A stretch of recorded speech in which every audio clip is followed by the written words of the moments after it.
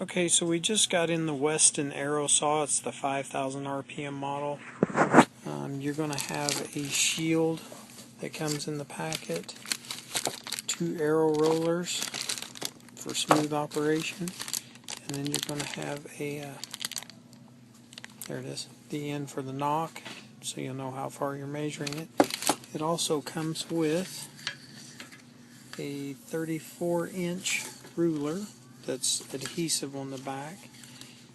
It also comes with a blade pre-installed and a screw and thumb screw that you can adjust the depth right there, and that's where your arrow will rest when you're cutting it. The first initial instructions say to measure from the blade back 4 inches, and you make a mark, and you'll put your 4-inch mark right on that mark. I would say probably put it either lower or up on the top, just depending on where your little arrow rest hits, so that way you can use that edge for precise measurements. So we're going to clean off this angle iron, make sure there's no oils or grease, and get started on that. So we'll get that going. Okay, so I just used 409 all-purpose cleaner and a dry paper towel, and then we kind of sprayed it real lightly, wiped it off, made sure it's really dry. You can see it's dry, and you can tell it got a little of the shine off. So the next thing we're going to do is we're going to mark 4 inches with our Sharpie and a tape measure.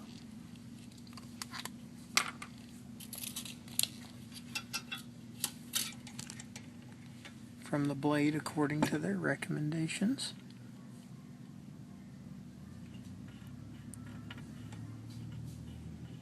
And that's about 4 inches right there.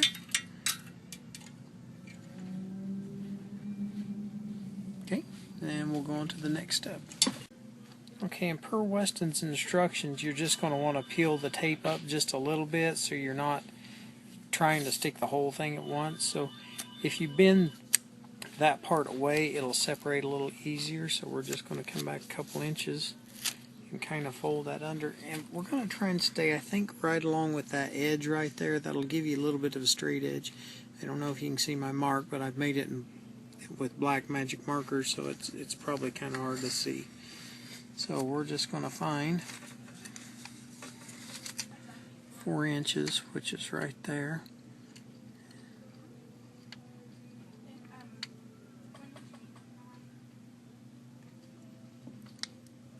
And do our best to keep it as straight as possible. So what we'll do is we'll just peel this back and wipe it down. So we'll finish that up real quick and show you when we're done. Okay, and we've got it all stuck down. We just tried to keep it just a little below that little groove there. And you can see it may not be perfect, but it's going to be pretty darn close. But anyway, it comes all the way out to 34 inches, so that's more than plenty. So that's probably the most difficult part here. Next, I think we need to find our little Allen wrench set and put on our shield.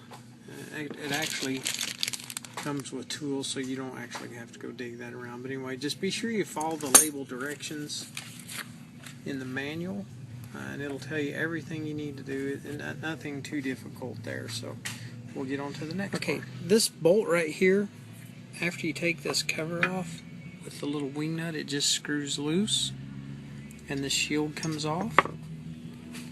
And then you want to reach in here with your Allen wrench and adjust that, because it's packed all the way in.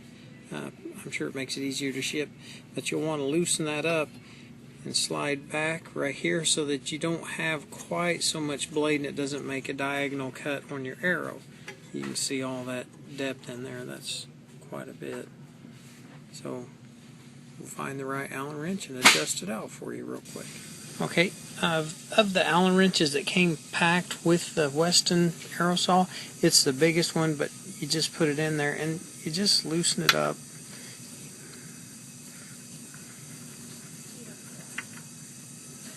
Okay, we've got that loosened up, and you can see it slides back and forth, and you can watch up here the depth. You don't really need it all the way in there because arrows aren't that thick. So really all you need is just a a little bit. That's maybe a quarter of an inch or something. That'd be more than enough. So adjust it out just a little bit, and then you won't be cutting on an angle when you're putting your arrows into the blade, and it'll make a nice straight cut for you. And then just be sure you tighten that up with that same Allen wrench, and then you're ready to install the shield. Okay, once you get your saw blade adjusted for depth, all you do is start the little thumb screw deal. Just snug it back up, and all that is just kind of keep you from accidentally getting in there or sticking your finger under there. It's just a nice safety, and then just snug it back up. You can see that's pretty well complete. The depth is adjusted, so that'll be that, and then we'll get right on the shield. Alright, once you remove those screws, your shield just butts up right there like that. Just start your screw.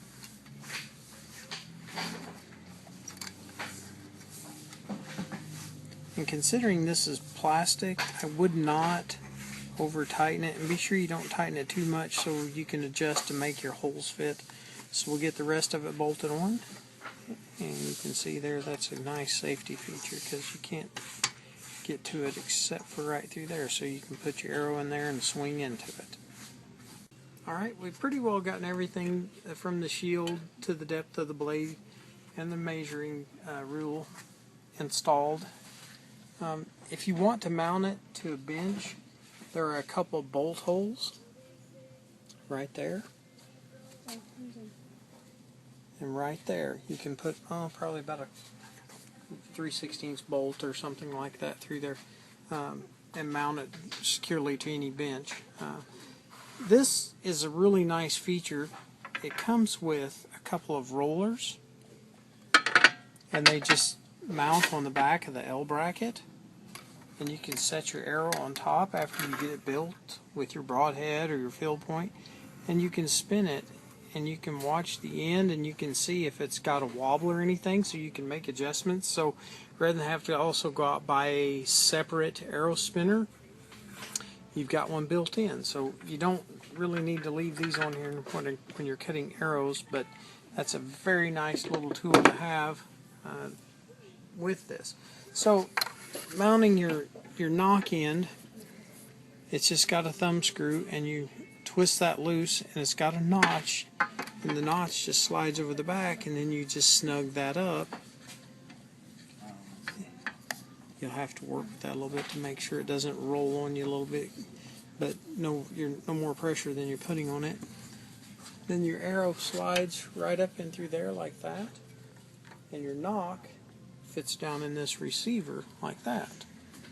And so when you're cutting, you'll just spin it like that to make sure you just pull backwards just a little bit to put pressure, and then your arrow will just roll right into the cutter like that when it's on, and then it'll cut your shaft. Pretty simple how to measure. I would recommend getting a good arrow program or something so you can double check your length of your shaft and everything, and you'll know where to cut it for optimum flight and arrow control for your archery.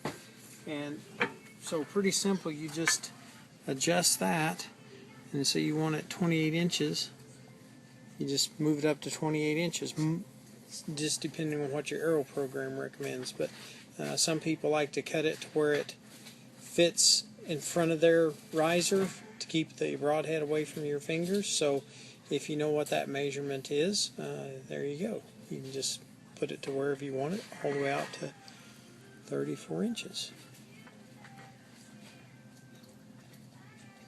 So, okay, so if you've already got some arrows and you're just building new ones and they're pretty much the same spine and everything, if you just load your arrow into the receiver, and then you come down here to the blade, just adjust it back till it just hits the back of the insert pretty close like that. And then your new arrows will be pretty much the same as your old arrows. And then just be sure you tighten it up. Be sure you hold some downward pressure because that rotates just a little. You don't have to over tighten, but There we go. Now give her a little wiggle. Passes the wiggle test. Make sure your knock is all the way down there.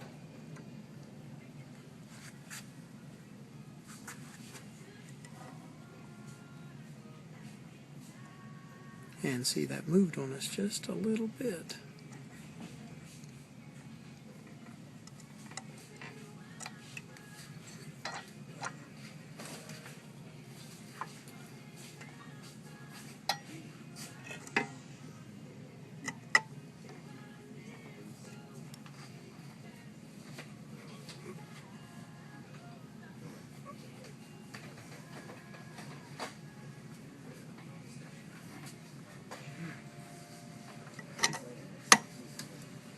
So that would be reasonably close, so we'll just lock it down right there.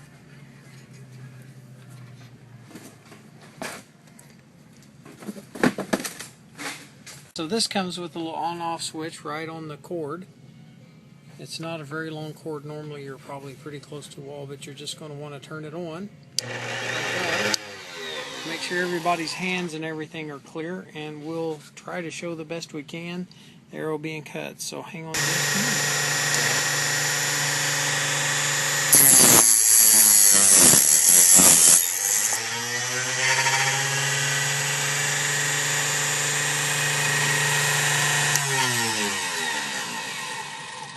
And that's why I use the shield, because sometimes those ends eject out a little bit. Anyway, there you go. Nice and easy. And a very reasonable price and a pretty good quality saw.